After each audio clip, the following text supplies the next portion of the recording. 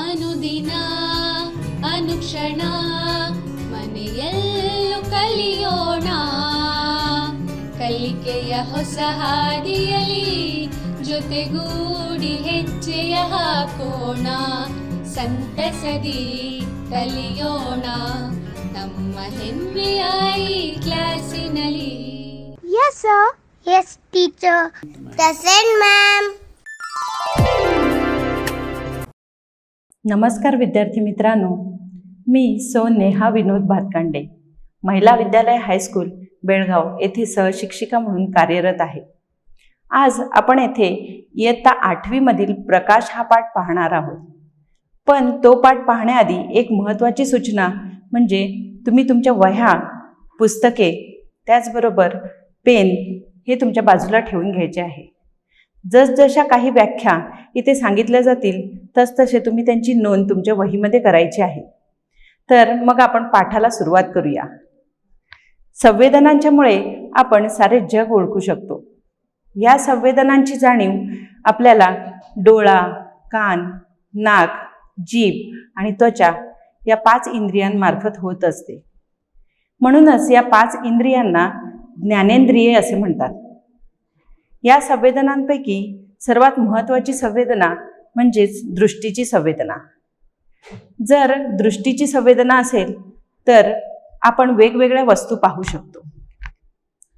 या चित्रामध्ये तुम्हाला दाखवले आहे त्याप्रमाणे आपल्या आसपासचे लोक, दरी, झाडे, नद्या, त्याचप्रमाणे डोंगर ह्या वस्तू आपल्या दृष्टीच्या संवेदनाचा वापर करून आपण पाहू शकतो. तसेच चंद्र, इंद्रधनुष्य, ढग, आकाशात उडणारे पक्षी आणि तारे हे देखील आपण पाहू शकतो. आपल्या पुस्तकात दिसणारी अक्षरे देखील आपण वाचू शकतो. म्हणजेच जर दृष्टीची संवेदना असेल तर आपण सर्व गोष्टी पाहू शकतो. पण विद्यार्थ्यांनो, जर तुम्ही एखाद्या अंधाऱ्या खोलीमध्ये गेला तर तुम्हाला सर्व वस्तू दिसतात का? त्यावेळी देखील आपल्यामध्ये दृष्टीची संवेदना असतेच, पण आपल्याला सर्व वस्तू दिसू शकत नाहीत. याचाच अर्थ काय? तर दृष्टीबरोबरच आणखी एका गोष्टीची गरज आपल्याला भासते, ज्याच्यामुळे आपल्याला ह्या सर्व वस्तू दिसू शकतात. तर ती वस्तू कोणती? बरोबर, प्रकाश. दृष्टीबरोबरच प्रकाश असेल तरच आपण सर्व वस्तू नीट पाहू शकतो आणि सर्व जग ओळखू शकतो. या चित्रामध्ये तुम्ही पाहत असाल तर एक विद्युत दिवा दाखवला आहे आणि विद्युत दिव्यापासून येणारे प्रकाश किरण एका व्यक्तीच्या डोळ्यामध्ये पडत आहेत. म्हणजे जेव्हा एखाद्या वस्तूपासून प्रकाश किरण येतात आणि आपल्या डोळ्यामध्ये पडतात त्यावेळी ती वस्तू आपल्याला दिसते. दुसऱ्या चित्रामध्ये पाहत असाल तर विद्युत दिव्यापासून येणारे प्रकाश किरण व्यक्तीच्या डोळ्यामध्ये पडत आहेत. त्याचप्रमाणे विद्युत दिव्यापासून निघणारे प्रकाश किरण टेबलावर परावर्तित होऊन ते व्यक्तीच्या डोळ्यामध्ये शिरत आहेत आणि त्यामुळे ती व्यक्ती विद्युत दिवा तसेच टेबल देखील पाहू शकते. याचाच अर्थ जेव्हा एखाद्या वस्तूपासून प्रकाश किरण आपल्या डोळ्यांमध्ये शिरतात त्यावेळी ती वस्तू आपल्याला दिसते. आता प्रकाशाचे परावर्तन म्हणजे काय? प्रकाशाचे परावर्तन म्हणजेच एखादा किरण कोणत्याही पृष्ठभागावर पडला तर आपला मार्ग बदलतो. यालाच प्रकाशाचे परावर्तन असे म्हणतात. प्रकाशाचे परावर्तन हे सर्व पृष्ठभागावरून घडते. या चित्रामध्ये प्रकाशाच्या परावर्तनाचे एक उदाहरण तुम्हाला दिले आहे. चित्रामध्ये एक मुलगा आरसा सूर्यप्रकाशात धरून थांबला आहे आणि सूर्यप्रकाशाचे किरण ज्यावेळी आरशावर पडतात त्यावेळी ते परावर्तित होऊन मुलीच्या डोळ्यांमध्ये शिरत आहेत. ही कृती तुम्ही देखील अनेक वेळा केली असेल. आता ज्या वस्तूंपासून प्रकाश आपल्या डोळ्यामध्ये शिरतो त्या वस्तूंचे 2 प्रकार आपण पाहणार आहोत.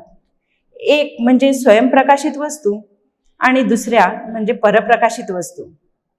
स्वयंप्रकाशित वस्तू म्हणजेच ज्या वस्तू स्वतः प्रकाश देतात त्यांना स्वयंप्रकाशित वस्तू असे म्हणतात.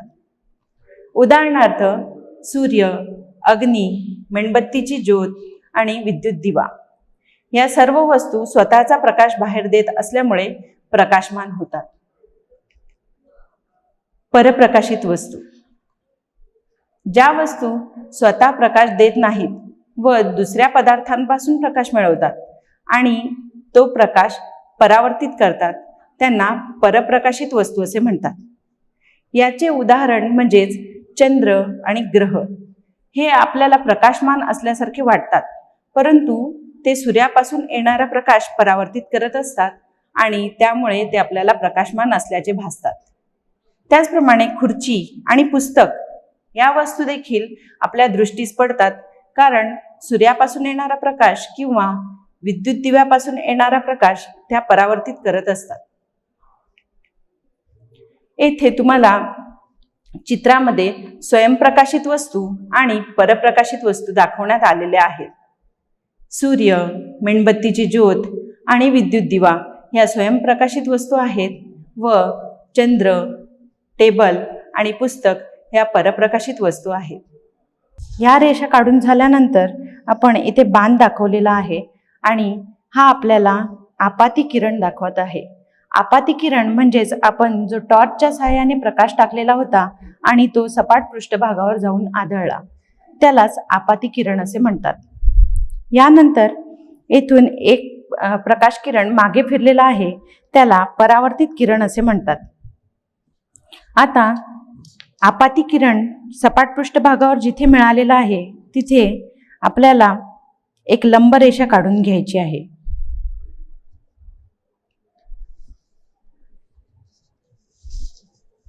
ही लंब रेषा काढून झाल्यानंतर कोनमापकाच्या सहाय्याने तुम्ही ह्याच्यातील कोन मोजायचे आहे.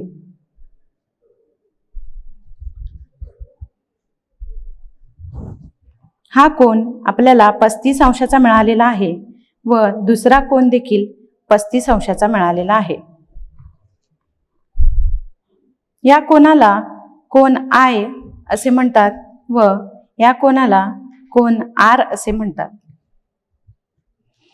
आपाती किरणाने स्तंभिकेशी केलेल्या कोनाला आपाती कोन असे म्हणतात व परावर्तित किरणाने परावर्तित किरणाने स्तंभिकेशी केलेल्या कोनाला कोन आर असे म्हणतात. त्यालाच परावर्तन कोन असे म्हणतात. आकृतीमध्ये आपण कोन आय व कोन आर हे दाखवलेले आहेत, तेच तुम्ही तुमच्या स्क्रीनवर पाहत आहात. त्यामध्ये आपाती किरणाने स्तंभिकेशी केलेला कोन दाखवलेला आहे, त्याला आपाती कोन असे म्हणतात आणि तो आय या अक्षराने दर्शवितात. त्याचप्रमाणे परावर्तित किरणाने स्तंभिकेशी केलेला कोन त्यालाच परावर्तन कोन असे म्हणतात आणि तो आर या अक्षराने दाखवितात. ह्या सर्व व्याख्या आपण पुन्हा एकदा पाहू.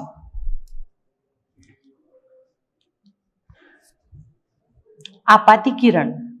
कोणत्याही पृष्ठभागावर आदळणाऱ्या प्रकाश किरणाला आपाती किरण असे म्हणतात.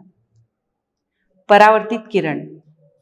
परावर्तनानंतर पृष्ठभागापासून परत फिरणाऱ्या प्रकाश किरणाला परावर्तित किरण असे म्हणतात. स्तंभिका. ज्या बिंदूवर आपाती किरण आरशाला मिळतो त्या बिंदूवर काढलेल्या लंबरेषेला स्तंभिका असे म्हणतात. आपाती कोन. आपाती किरणाने स्तंभिकेशी केलेल्या कोनाला आपाती कोन असे म्हणतात व तो आय या अक्षराने दर्शवितात. परावर्तन कोन. परावर्तित किरणाने स्तंभिकेशी केलेल्या कोनाला परावर्तन कोन असे म्हणतात आणि तो आर या अक्षराने दर्शवतात. आपण केलेल्या उपक्रमावरून आपल्याला कोन आय व कोन आर यांच्या किमती एकसारख्याच मिळाल्या आणि त्यावरून आपण परावर्तनाचा पहिला नियम सांगू शकतो. एक म्हणजे आपाती कोन हा नेहमी परावर्तन कोना इतकाच असतो. आता आपण दुसरा नियम पाहण्यासाठी एक उपक्रम पाहू. चित्रात दाखवल्याप्रमाणे आपल्याला ड्रॉइंग कागद कट करून तेथून तो दुमडायचा आहे. आता आपल्याला परावर्तित किरण त्या कागदावर दिसून येत नाही, तो मध्येच कट झाल्यासारखा भासतो. याचे कारण काय असेल तर आपाती किरण आणि स्तंभिका हे एकाच प्रतलात आहेत, पण ज्यावेळी आपण कागद कापतो आणि त्याला दुमडतो त्यावेळी आपण दुसरे प्रतल तयार करतो आणि त्यामुळे परावर्तित किरण आपल्याला त्या प्रतलामध्ये दिसून येत नाही. या उपक्रमावरून आपण परावर्तनाचा दुसरा नियम सांगू शकतो. आपाती किरण, आपाती बिंदूवर काढलेली स्तंभिका आणि परावर्तित किरण हे सर्व एकाच प्रतलात असतात. आता आपण सपाट आरशातील प्रतिमेचे गुणधर्म पाहू. मुलांनो, तुम्ही रोज सपाट आरशामध्ये स्वतःला पाहतच असाल. तुम्ही स्वतःची प्रतिमा कशी पाहता? ती प्रतिमा सरळ असते की उलटी असते? बरोबर, ती प्रतिमा सरळ असते आणि हा सपाट आरशातील प्रतिमेचा पहिला गुणधर्म आहे. ही प्रतिमा सरळ असते. त्याचप्रमाणे तुम्ही आकाराने जितके दिसता तितकेच तुम्ही सपाट आरशामध्येही दिसत असता. चित्रामध्ये तुम्हाला एक मुलगी दाखवलेली आहे आणि ती आकाराने जितकी आहे तितकीच आपल्याला आरशामध्ये देखील दिसत आहे. म्हणजेच प्रतिमा ही आकाराने पदार्था इतकीच असते. या चित्रामध्ये तुम्ही पाहत असाल तर एक मेणबत्ती आरशासमोर ठेवलेली आहे आणि आरशापासून ती 9.5 सेंटीमीटर अंतरावर आहे. आरशाच्या पाठीमागे आपल्याला तिची प्रतिमा दिसत आहे आणि ती प्रतिमा देखील 9.5 सेंटीमीटर अंतरावर आहे. म्हणजेच आपण तिसरा गुणधर्म असा सांगू शकतो की जेवढ्या अंतरावर आरशापासून पदार्थ ठेवला असेल तेवढ्याच अंतरावर आरशाच्या पाठीमागे प्रतिमा तयार होते. मेणबत्तीच्या बाजूला आपल्याला एक पडदा ठेवलेला दिसत आहे. या पडद्यावर मात्र आपल्याला मेणबत्तीची प्रतिमा घेता येत नाही, म्हणून या प्रतिमेला आभासी प्रतिमा असे म्हणतात. म्हणजेच जी प्रतिमा पडद्यावर घेता येत नाही तिला आभासी प्रतिमा असे म्हणतात. हा आपला चौथा गुणधर्म झाला. या उलट वास्तव प्रतिमा, जी प्रतिमा पडद्यावर घेता येते तिला वास्तव प्रतिमा असे म्हणतात आणि ती नेहमी उलट असते. चित्रामध्ये एक मेणबत्ती दाखवलेली आहे आणि त्या मेणबत्तीची प्रतिमा पडद्यावर घेतलेली आहे. ती प्रतिमा उलट आहे, म्हणजेच ती वास्तव प्रतिमा आहे. सपाट आरशातील प्रतिमेचा पाचवा गुणधर्म पाहण्यासाठी हे चित्र पहा. या चित्रामध्ये एक मुलगी सपाट आरशासमोर उभी आहे. तिने आपला उजवा हात वर केलेला आहे, परंतु सपाट आरशामध्ये मात्र आपल्याला डावा हात वर असल्याचे दिसत आहे. याचाच अर्थ सपाट आरशात मिळालेल्या प्रतिमेत बाजूंची अदलाबदल होते. या चित्रात तुम्ही पाहत असाल तर ॲम्ब्युलन्स हा शब्द आधीच बाजूंची अदलाबदल करून लिहिण्यात आला आहे. हा शब्द ज्यावेळी तुम्ही सपाट आरशासमोर धराल त्यावेळी तुम्हाला तो सरळ असल्याचे भासते. या गुणधर्माचा वापर रुग्णवाहिकेवर ॲम्ब्युलन्स हा शब्द लिहिण्यासाठी केला जातो. जेव्हा रुग्णवाहिका एखाद्या वाहनाच्या पाठीमागून येत असेल त्यावेळी समोरच्या वाहन चालकाला बाजूच्या आरशामध्ये ॲम्ब्युलन्स हा शब्द सरळ लिहिलेला दिसतो आणि तो लगेच त्या रुग्णवाहिकेला जाण्यासाठी जागा देतो.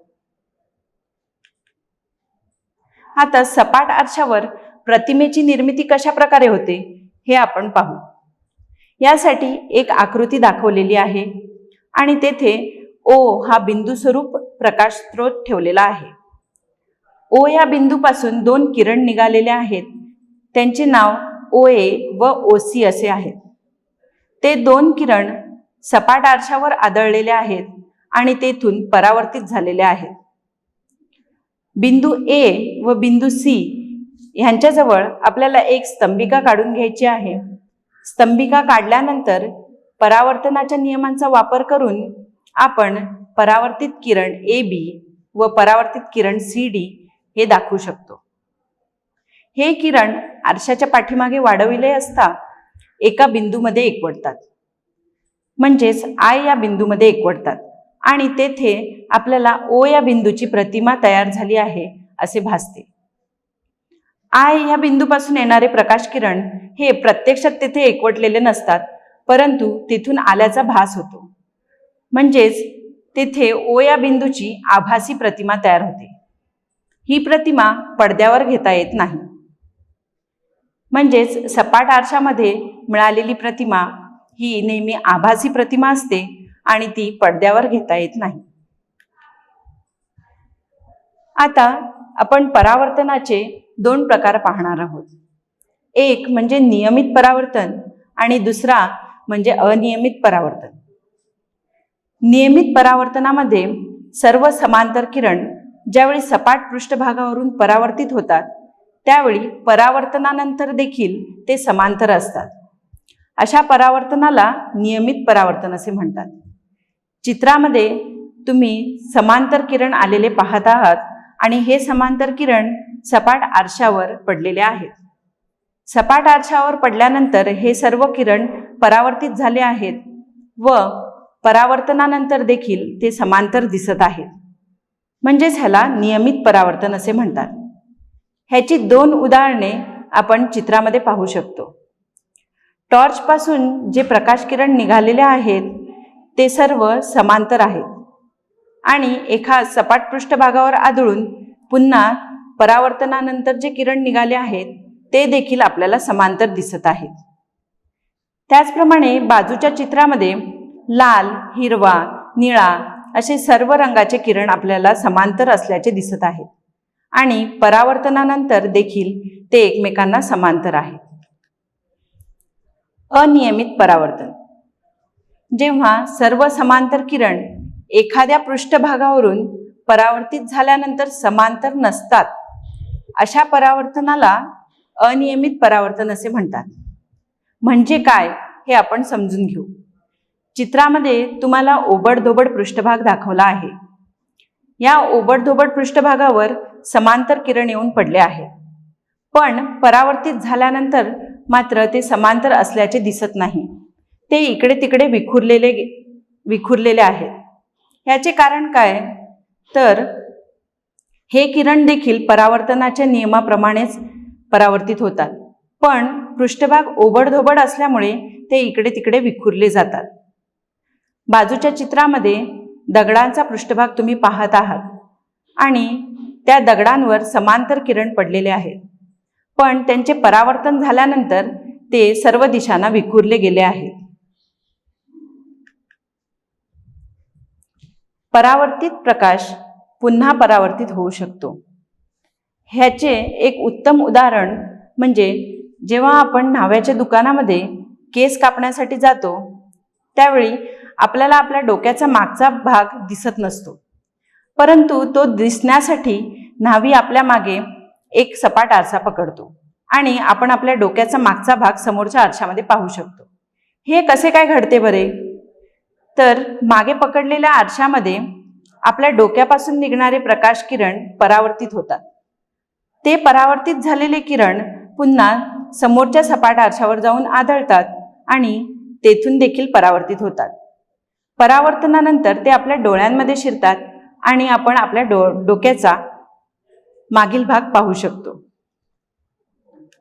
या गुणधर्माचा उपयोग पेरिस्कोप या उपकरणामध्ये केला जातो. चित्रामध्ये तुम्हाला पेरिस्कोप दाखवण्यात आलेला आहे. या पेरिस्कोपमध्ये 2 सपाट आरसे 45 अंशाच्या कोनामध्ये बसविले जातात. चित्रात तुम्हाला एक व्यक्ती दिसते आहे. ती सफरचंदाची प्रतिमा पाहू शकत आहे. आता पेरिस्कोपमध्ये हे परावर्तित किरण चित्रामध्ये तुम्हाला एक व्यक्ती दाखवलेली आहे जी सफरचंदाची प्रतिमा पाहू शकत आहे. ही प्रतिमा कशा प्रकारे तयार होते हे आपण पाहू.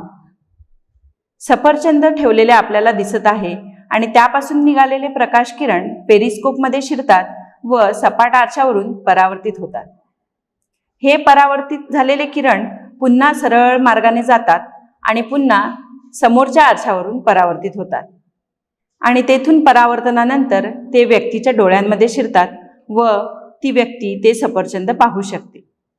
त्याचप्रमाणे बाजूच्या चित्रामध्ये एक लहान मुलगा गेटच्या बाहेर उभी असलेल्या मुली त्याचप्रमाणे बाजूच्या चित्रामध्ये एक लहान मुलगा पेरिस्कोपचा वापर करून गेटच्या बाहेर उभ्या असलेल्या मुलीचा चेहरा पाहू शकत आहे. पेरिस्कोपचा उपयोग पाणबुडीमध्ये, रणगाड्यांमध्ये आणि खंदकातील सैनिकांकडून पृष्ठभागावरील वस्तू पाहण्यासाठी केला जातो. आता गुणित प्रतिमा म्हणजे काय हे आपण पाहू. जर आपण एकच सपाट आरसा घेतला तर त्याच्यामध्ये फक्त एक प्रतिमा तयार होते. पण ज्यावेळी आपण दोन सपाट आरसे एकमेकांना जोडून ठेवतो व त्याच्यामध्ये काही कोन करून ठेवला असता, त्याच्यासमोर एखादी वस्तू ठेवली असता, आपल्याला अनेक प्रतिमा मिळतात. त्यांना गुणित प्रतिमा असे म्हणतात. उदाहरणार्थ चित्रामध्ये तुम्हाला दोन आरसे एकमेकांना जोडून ठेवलेले दाखवले आहेत. ह्या आरशांमध्ये 120 अंशाचा कोन केला आहे आणि समोर एक मेणबत्ती ठेवली आहे. ही मेणबत्ती आपल्याला दोन प्रतिमांमध्ये विभागलेली दिसत आहे.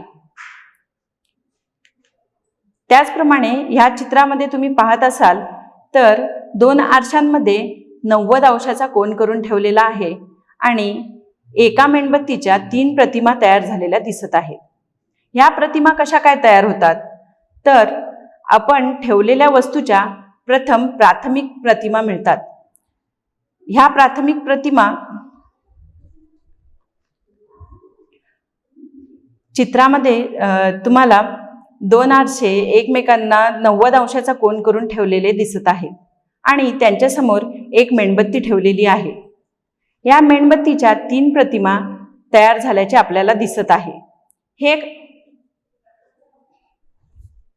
ह्या प्रतिमा कशा काय तयार होतात बरे? तर मेणबत्तीच्या प्रथम प्राथमिक प्रतिमा तयार होतात. ह्या प्राथमिक प्रतिमांच्या नंतर 2 दुय्यम प्रतिमा तयार होतात. ह्या 2 दुय्यम प्रतिमा एकमेकावर आल्यामुळे तिसरी प्रतिमा तयार झाल्याचे आपल्याला दिसते. त्यामुळे एका मेणबत्तीच्या एकूण 3 प्रतिमा तयार झाल्याचे आपल्याला भासते. येथे तुम्हाला एक सूत्र देण्यात आलेले आहे. या सूत्राचा वापर करून तुम्ही प्रतिमांची संख्या किती असेल याचा अंदाज लावू शकता. हे सूत्र अशा प्रकारे आहे. प्रतिमांची संख्या बरोबर 360 अंश भागिले आरशांमधील कोन वजा 1. जर आरशांमधील कोन 90 अंशाचा असेल तर ती किंमत आपण सूत्रामध्ये घालू. त्यामुळे 360 अंश भागिले 90 अंश वजा 1 म्हणजेच 4 वजा 1 बरोबर 3. म्हणजे दोन आरसे एकमेकांना 90 अंशाचा कोन करून ठेवले असता आपल्याला 3 प्रतिमा मिळतात. आता आपण आरशांमधील कोन कमी केलेला आहे व त्यामुळे प्रतिमांची संख्या वाढलेली आपल्याला दिसत आहे. या चित्रामध्ये पाहाल तर कोन आणखी कमी केलेला आहे, त्यामुळे प्रतिमांच्या संख्येमध्ये आणखी वाढ झालेली आहे. ह्या चित्रातही प्रतिमांची संख्या वाढलेली आपल्याला दिसत आहे. म्हणजेच जसजसं तुम्ही आरशांमधील कोन कमी करत जाल तसतशी तुम्हाला प्रतिमांची संख्या वाढलेली दिसते. तर ह्या पाठामध्ये आपण काय काय शिकलो ते आपण पुन्हा एकदा पाहू. पहिला मुद्दा म्हणजे सर्व पृष्ठभागावरून प्रकाशाचे परावर्तन होते. यानंतर नियमित परावर्तन हे गुळगुळीत पृष्ठभागावरून होते आणि अनियमित परावर्तन हे खडबडीत पृष्ठभागावरून घडून येते. त्याचप्रमाणे आपण परावर्तनाचे 2 नियम देखील पाहिले. पहिला नियम म्हणजेच आपाती कोन हा नेहमी परावर्तन कोनाइतका असतो आणि दुसरा नियम म्हणजे आपाती किरण, स्तंभिका आणि परावर्तित किरण हे सर्व एकाच प्रतलात असतात. त्याचप्रमाणे आपण सपाट आरशातील प्रतिमेचे गुणधर्म देखील पाहिले. परावर्तित प्रकाश पुन्हा परावर्तित होऊ शकतो याची उदाहरणे पाहिली आणि गुणित प्रतिमा म्हणजे काय हे देखील पाहिले. तर मग मुलांनो, आता तुम्हाला एक काम करायचे आहे. तुम्ही हे सर्व प्रश्न वहीमध्ये लिहून घ्यायचे आहेत आणि सोडवायचे आहेत. प्रश्न पहिला, नियमित परावर्तन आणि अनियमित परावर्तन यातील फरक स्पष्ट करा. प्रश्न दुसरा, प्रकाश परावर्तनाचे नियम लिहा.